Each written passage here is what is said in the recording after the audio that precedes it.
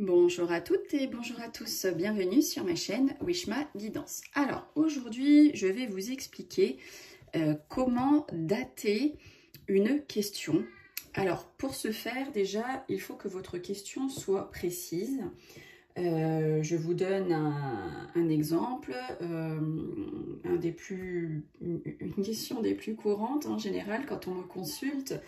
Vais-je avoir une liaison bientôt, une liaison amoureuse bientôt? Il faut que dans votre question, il y ait cette notion de temps.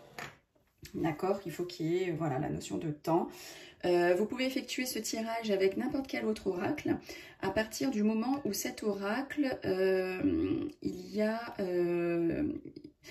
comment dire, il faut qu'il y ait, qu'il y ait des chiffres. Hein, comme là, nous dans le 32 de Wishma, on a le 8 de trèfle, c'est le 8.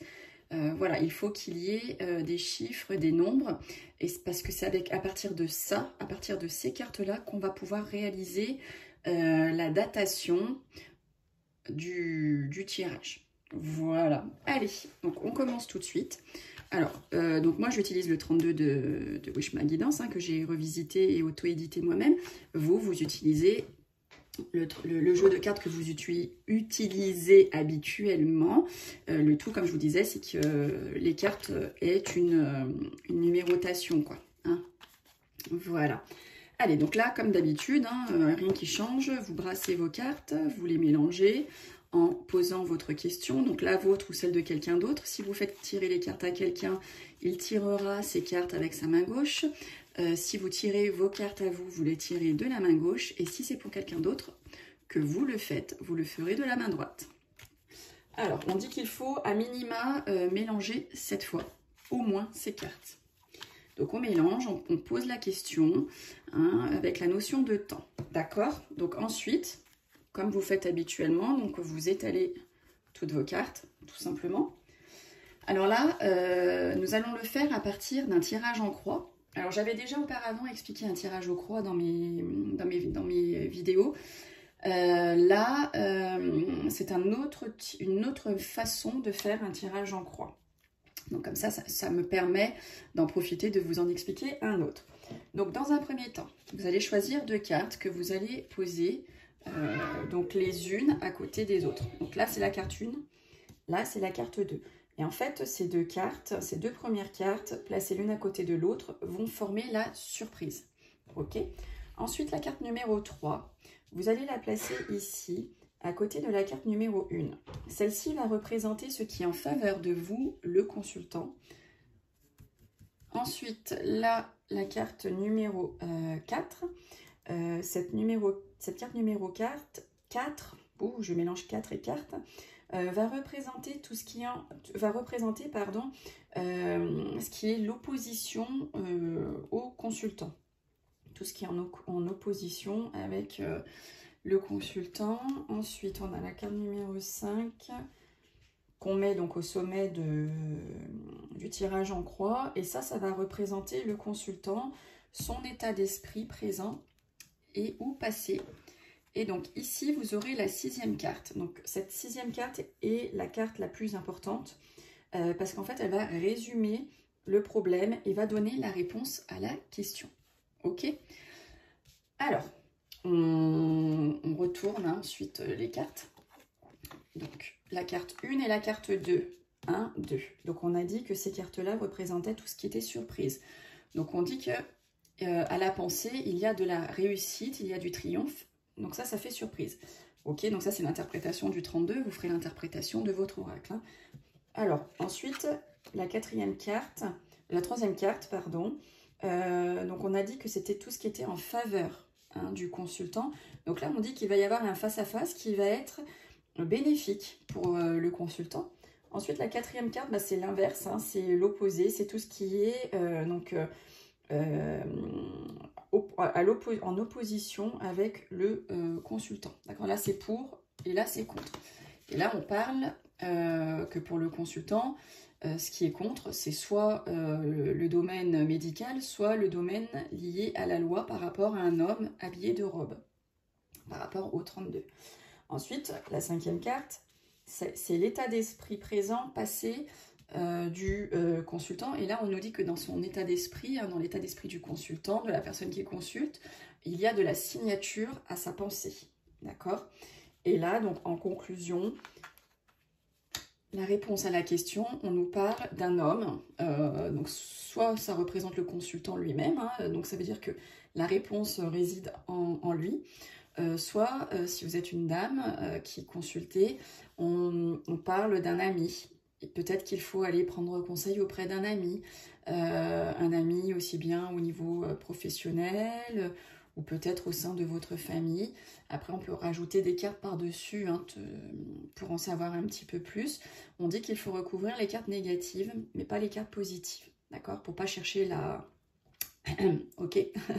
Voilà, donc la solution, c'est peut-être, donc, elle va venir d'un homme, un homme de caractère, un homme à la chevelure plutôt foncée, ou d'un ami. Enfin voilà, la solution à votre problème va venir d'un homme. Bon, c'est juste une petite interprétation au passage parce que je ne peux pas m'en empêcher, excusez-moi. Parce que le but n'est pas de vous apprendre le 32, mais de vous apprendre le tirage et puis ensuite comment faire pour dater. Mais je ne peux pas m'en empêcher, je suis désolée de toujours devoir expliquer. Voilà, donc après ensuite, pour obtenir la date ou l'événement qui va se produire, en fait il suffit d'additionner toutes les cartes. Alors, tout en sachant que le tirage ne dépasse pas une période de 3 mois. Et que tout ce qui est figure, donc pour vos oracles c'est pareil, tout ce qui sera figure, ça compte pour 0, d'accord? Sinon, ça vous comptez avec la valeur même de la carte.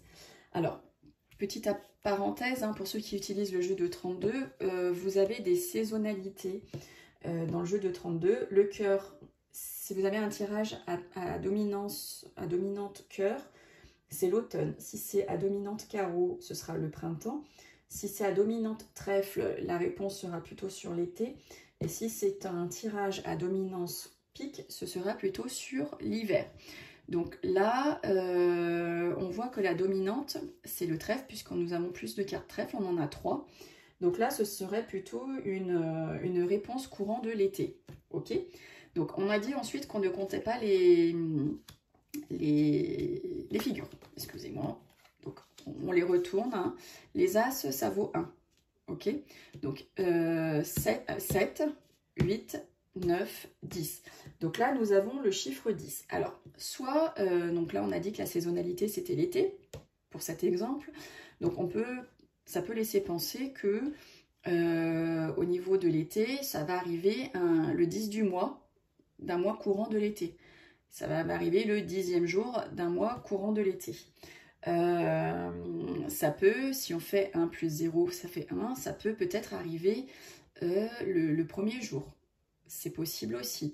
Ensuite, si on ne compte pas la saisonnalité, si vous n'avez pas de saisonnalité dans votre jeu, le chiffre 10 peut représenter le mois d'octobre. Donc peut-être que la réponse de votre tirage aura lieu courant octobre. Si on fait 1 plus 0, donc ce serait plutôt le 1, donc ce serait le mois de janvier. Donc ça, c'est le jour. Le chiffre 10, ça peut être le chiffre, ça va vous arriver un 10 d'un mois courant de l'année. Qu'est-ce que ce chiffre 10 qu'est-ce que je peux vous dire de plus par rapport à ce chiffre 10? En fait, vous voyez, vous essayez vraiment en fonction... donc voilà, ça peut être aussi le chiffre 10, donc 1 plus 0. Ça peut être aussi la première semaine. Donc 1 plus 0 est égal à 1. Donc ça peut être la première semaine, ça peut être dans un mois, ça peut être le premier du mois, comme je vous l'ai dit. Voilà, ensuite c'est en fonction de vous, de votre interprétation, en fonction de votre ressenti.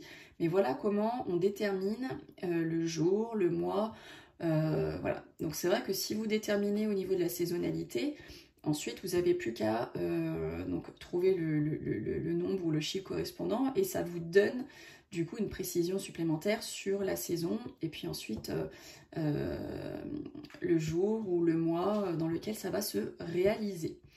Bon, bah écoutez, j'espère que vous avez compris, tout simplement, et que cela va vous aider lors de vos futurs tirages pour répondre à vos futures questions ou les futures questions de vos consultants et consultantes.